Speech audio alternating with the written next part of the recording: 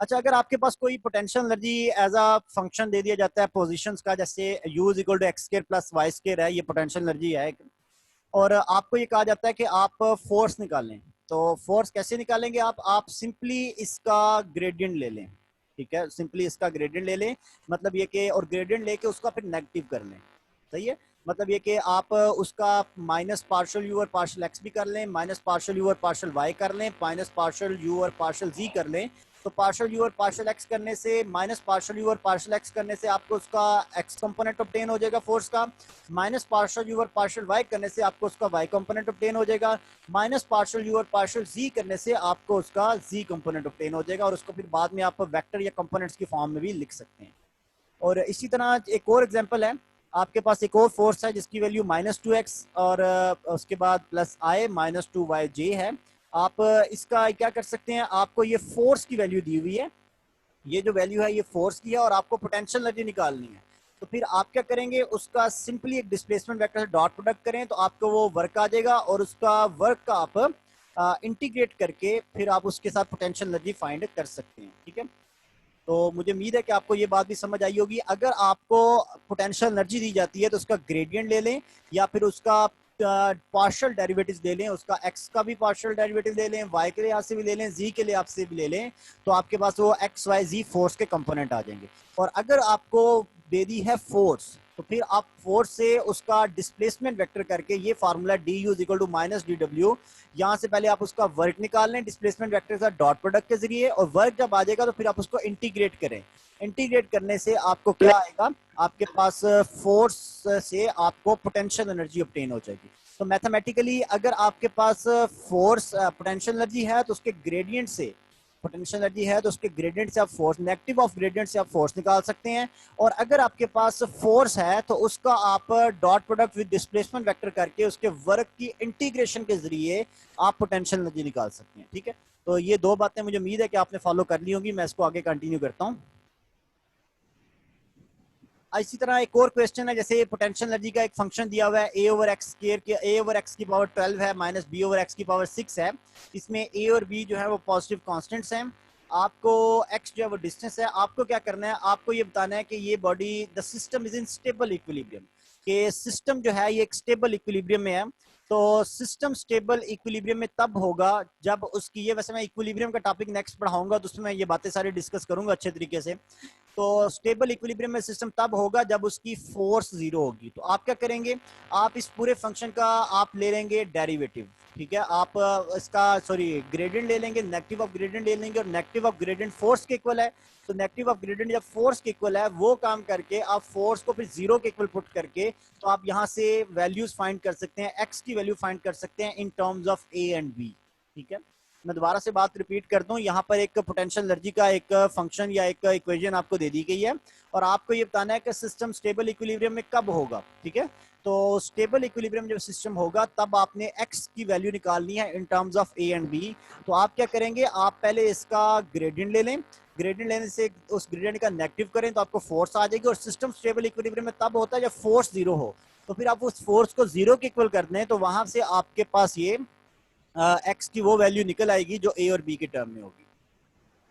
और ये इसका सोल्यूशन आपको नजर आ रहा है, ये देखें कि पहले हमने इसका ग्रेडियंट ले लिया, नेगेटिव ऑफ ग्रेडियंट, ये सिर्फ एक्स का फंक्शन है तो इसलिए नेगेटिव ऑफ जो डेरिवेटिव या ग्रेडियंट लिया गया वो सिर्फ एक्स के लिहाज से लिया गया।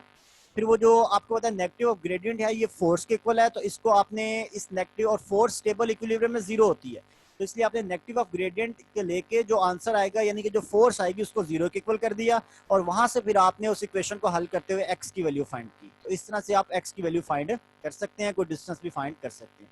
तो मतलब बताने का ये था, अभी जो बात हो रही है लास्ट टाइम वो ये है कि आपके पास जो फोर्स है वो negative of gradient of potential energy के इक्वल है, और अगर आपको पोटेंशियल एनर्जी निकालनी है तो आप फिर उस फोर्स से वर्क निकाल के उसकी इंटीग्रेशन कर लें तो आपको पोटेंशियल एनर्जी भी ऑब्टेन हो सकती है। तो फोर्स से पोटेंशियल एनर्जी, पोटेंशियल एनर्जी से फोर्स, ये दोनों चीजें आप एक दूसरे कंजर्वेटिव फील्ड के लिए ऑब्टेन कर सकते हैं, और उसके डिफरेंट किस्म के प्रॉब्लम जो है मैंने डिस्कस कर दी हैं। अच्छा, अब बात होगी मैकेनिकल एनर्जी की। मैकेनिकल एनर्जी आपको पता है कि हम डिफाइन ऐसे करते हैं कि sum of kinetic and potential energy, और इसकी डायमेंशन आपको पता है सिंपली एनर्जी वाली होगी, इसका जो ऐसा यूनिट है वो जूल है।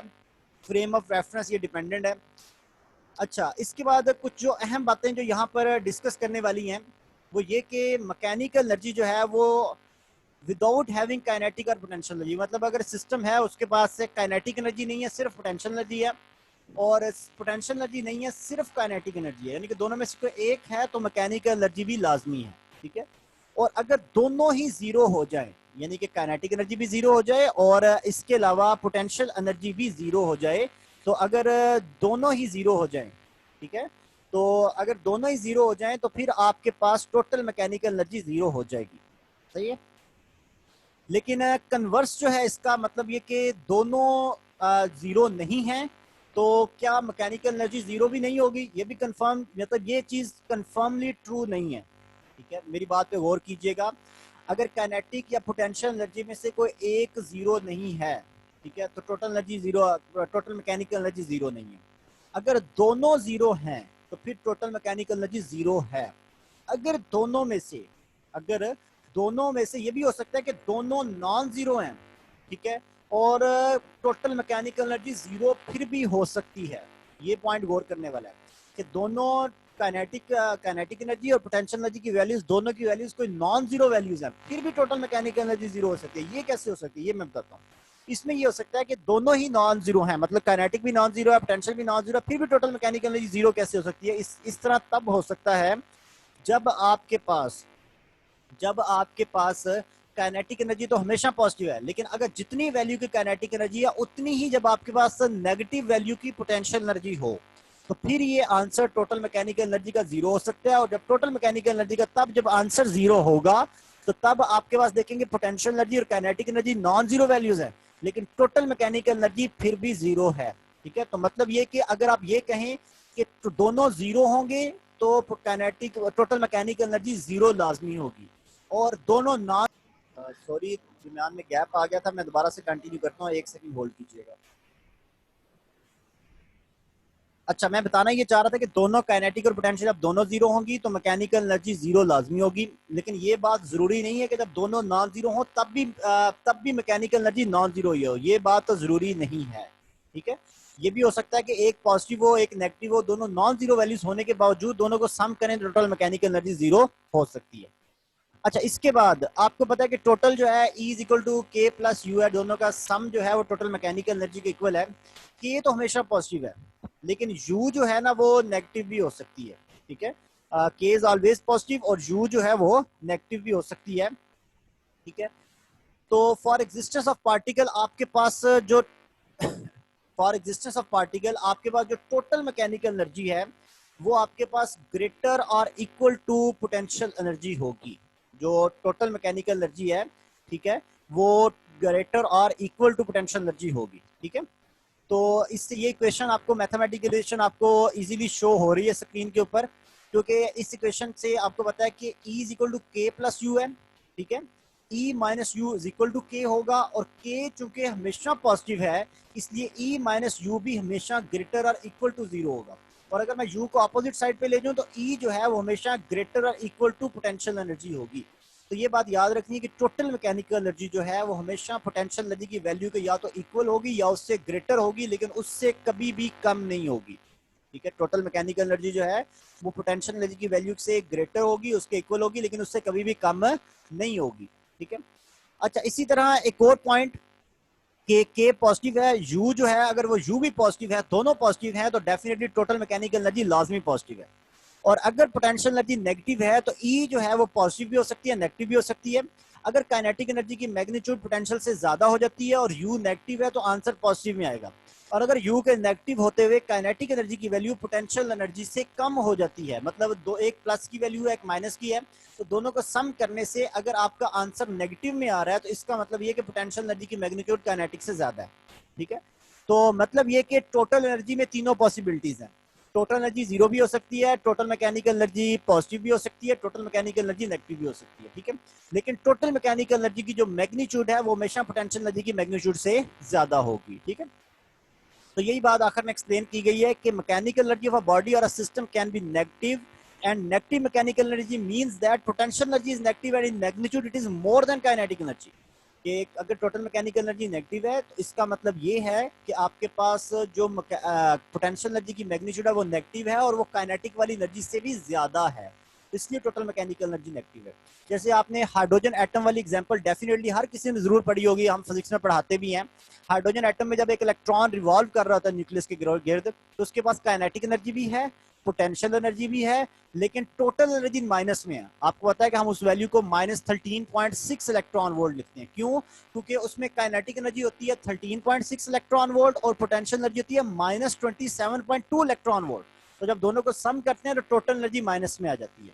ठीक है, तो मुझे उम्मीद है कि आप ये बात को अच्छी तरह से समझ गए होंगे, और यहाँ तक अगर कोई मुश्किल बात हो तो आप मुझसे क्वेश्चन कर सकते हैं। थोड़ी सी कॉम्प्लेक्स बातें थी अंडरस्टैंड करने वाली, और मुझे उम्मीद है कि मैंने कोशिश तो की है कि इनको एलैबोरेट कर दूं, फिर भी कोई क्वेश्चन हो तो आप मुझसे पूछ लें, मैं उसको रिपीट कर देता हूँ।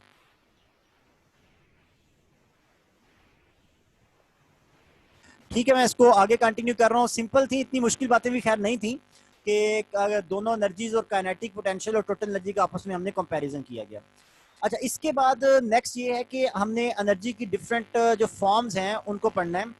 हीट एनर्जी क्या है ये आप डेफिनेटली, मैं इसको पीडीएफ फाइल दूंगा तो वहां से पढ़ लीजिएगा, ये और कोई मुश्किल बात नहीं है। Heat energy, chemical energy, electrical energy और equalness of mass and energy, nuclear energy, ये सिंपल सी बातें हैं, इसमें ऐसा कोई कंसेप्ट नहीं है, सिर्फ सिंपली रीड आउट करने हैं, तो आप काइंडली उनको रीड आउट कर लीजिएगा। और principle of conservation of energy आपको पता है कि टोटल एनर्जी जो है वो कांस्टेंट होती है। ठीक है, और अगर किसी साइड पे एनर्जी में लॉस आ रहा है तो उतना ही किसी और फॉर्म ऑफ एनर्जी में गेन होगा, इसलिए टोटल जो एनर्जी है वो कांस्टेंट रहेगी, एनर्जी क्रिएट या डिस्ट्रॉय नहीं हो सकती। ये भी बिल्कुल बेसिक सा लॉ है, इसको भी आप अच्छी तरह पढ़ सकते हैं, इसमें ऐसा सच कोई मुश्किल बात नहीं है। तो ठीक है, मैं यहाँ पर लेक्चर को एंड कर रहा हूँ। इसमें मैंने कुछ बातें जो हैं जो आपके रीड करने वाली थी वो पीडीएफ फाइल से आप रीड कर लीजिएगा, और यहाँ पर मैं मीटिंग को एंड करता हूँ। इसके बाद हम ग्रुप में जो भी आपके क्वेश्चंस हैं उसके रिलेटेड वो मैं डिस्कस करता हूँ आपके साथ, खास तौर पे जो आप टेस्ट के हवाले से कह रहे हैं वो मैं डिस्कस कर लेता हूँ। ठीक है, तो ठीक है, मैं इसको मीटिंग को एंड करने लगा हूँ। अगर कोई बहुत इंपॉर्टेंट बात किसी ने पूछनी है तो वो मुझसे पूछ ले। माइन भाई जो एंड में हाइड्रोजन वाली एग्जांपल दी थी, हाँ जी, उसमें पोटेंशियल एनर्जी कितनी होती है, काइनेटिक कितनी होती है, अगर इसे पोटेंशियल थोड़ा एनर्जी सा उसमें होती है पोटेंशियल एनर्जी उसमें होती है -27.2 इलेक्ट्रॉन वोल्ट, और काइनेटिक एनर्जी जो होती है वो होती है 13.6 इलेक्ट्रॉन वोल्ट। वो प्लस की वैल्यू है, काइनेटिक एनर्जी प्लस की है, पोटेंशियल माइनस की है। लेकिन जब दोनों को ऐड करते हैं तो चूंकि पोटेंशियल नेगेटिव में है और वो ज्यादा है मैग्नीट्यूड में, तो फिर आपके पास जो आंसर आता है वो टोटल एनर्जी नेगेटिव में आती है और -13.6 आती है इलेक्ट्रॉन वोल्ट। ठीक है, लेकिन टोटल एनर्जी की जो मैग्नीट्यूड है वो हमेशा पोटेंशियल एनर्जी की मैग्नीट्यूड से ज्यादा रहेगी। सर ये थोड़ा सा टेस्ट के हवाले से आपसे बात करनी थी जी जी, कि सर अगर बीच में आप थोड़े से हाफ एमसीक्यू थ्योरेटिकली कर दें और ठीक हाफ है, आप न्यूमेरिकली कर दें तो सर ठीक है। उन दोनों काम बैलेंस में हो नहीं नहीं, मुझे जाएगा। कोई इशू नहीं है, मैं दोनों कर देता हूँ। मेरा कंसेप्ट थोड़ा डिफरेंट था। जो न्यूमेरिकल एमसीक्यूज है उसमें मेहनत ज़्यादा दरकार होती है, उसमें सीखा ज़्यादा जा सकता है, और जो थ्योरेटिकल एमसीक्यूज में उसमें सीखने में थोड़े कम होते हैं, इतने इश्यूज नहीं है। आपको थोड़ा सा भी कोई प्रॉब्लम हो तो इजीली नेट से भी देख सकते हैं आप, आपको बगैर हल की आसानी से हल हो जाएगा वो। लेकिन ये कि जब न्यूमेरिकल आप सॉल्व करते हैं तो मैंने पहले भी बताया था कि उसके साथ साथ आपके थ्योरी ज़्यादा स्ट्रॉन्ग भी हो जाती है, आपके कंसेप्ट ज़्यादा क्लियर होते हैं कि ये चीज़ ऐसे है, इसको ऐसे हल किया जा रहा है, इससे ये फंक्शन बन रहा है, इससे ये रिजल्ट प्रोड्यूस हो रहे हैं। ठीक है, और जो आप तो उसको दूसरे एमसीक्यूज देना कोई टफ बात नहीं है, वो कहेंगे तो वो भी प्रोवाइड कर दिए जाएंगे, उसमें तो कोई इशू वाली बात नहीं है। सर बिल्कुल आप ठीक कह रहे हैं, इस तरह हमारी अगर वो करेंगे तो सब थ्योरी की भी थोड़ी थोड़ी हाँ प्रैक्टिस ठीक साथ है, हो जाएगी। ठीक इस है। हवाले से हम हाँ थोड़ा वैसे मैं देता हूँ एमसीक्यूज, मैंने आपने देखे होंगे, अगर कोई 70 एमसीक्यूज टोटल हैं तो उसमें तकरीबन 10 से 15 एमसीक्यूज जरूर थ्योरी वाले भी होते हैं। ठीक है, और कभी कभी 20 भी सर होते हैं, तो हाँ इसको जी मैं परसेंटेज को बढ़ा देता हूँ, उसमें इशू नहीं है कोई। जी सर, वो इस तरह फिर ये होगा हम बाकी बुक्स भी साथ साथ और भी कंसल्ट कर सकेंगे हाँ उस जी टॉपिक ठीक के है, बहुत हवाले से, ठीक है, वरना गुड, सिर्फ अच्छी बात। हम सिर्फ वही टेस्ट को देखते रहते हैं। चलें ठीक है सर, मैं कर दूंगा इंशाल्लाह।